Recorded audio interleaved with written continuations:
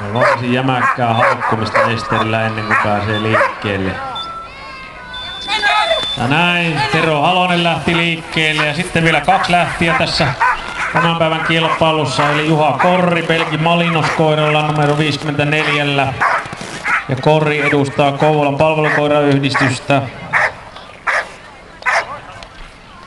Ja Nanesjö Vantte on koiran nimi.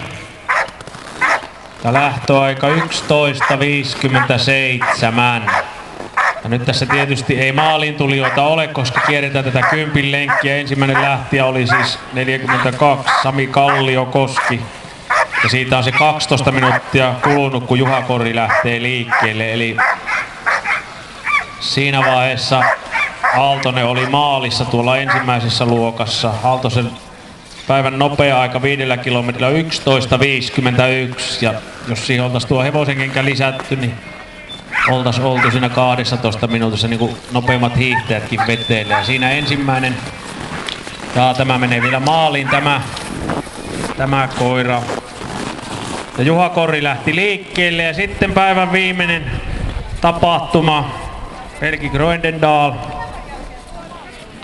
Vesa Kosonen. Ja Kymen vetokoira seurasta lähtee sitten tämä pari valjakko tuota 10 taivaltamaan. Ja näin on melkein tunti mennyt siitä, kun ensimmäiset koirat lähti liikkeelle.